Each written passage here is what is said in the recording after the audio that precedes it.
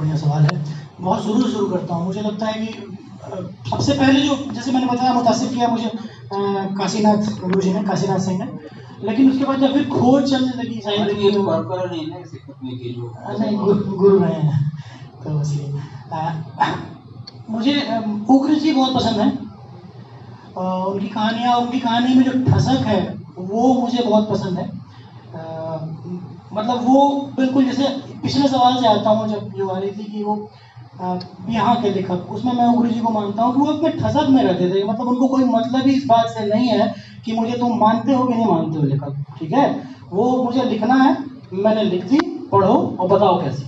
मतलब मैं एक एग्जांपल, थोड़ा सा विषयांतर हो जाएगा लेकिन मैं बताऊंगा कि बनारस के लेखकों का जो मूल लेखक है उनका ठसक क्या होता है। कुशवाहा एक लेखक थे, बड़े नामी लेखक हुआ करते थे यहाँ। उनकी हत्या हो गई। जी, उनकी हत्या हुई थी। लोकप्रिय लेखक थे बहुत। तो दरअसल उनकी हमेशा ये इच्छा रहती थी कि उग्र जी जो है मेरी किताबों पे कभी कुछ कहते। उग्र जी अपने ठसक में रहने वाला आदमी, साहित्य, गंभीर साहित्य का थे, वो कहाँ से बोले। तो अक्सर होता ये था कि उग्र जी जब कुशवाहा की गली से गुजरते थे तो उनके घर के सामने पान पीक कर देते थे। उनका ये तरीका था कि तुम्हारा साहित्य यही है ना। मतलब वो उनकी ठसक थी, जो बनारसी ठसक होती है, ये है। कुशवाहा की जब हत्या हुई और उसके बाद जब उनपे उनकी एक जीवनी लिखी गई, ज्वाला प्रसाद केशव ने लिखी, मुझे जहाँ तक याद आता है, उसमें जो भूमिका लिखी उग्र जी ने, उसमें उन्होंने पूरी की पूरी कुशवाहा खान की किताबों को एक नाम दिया, कांत साहित्य।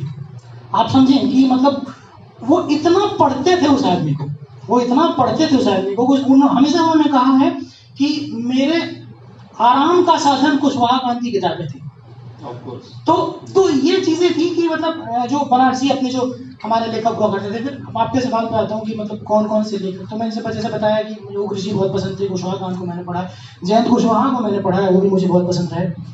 आगे आते हैं तो फिर बेटा बनारसी को मैंने पढ़ा, बहुत अच्छे लगे उनकी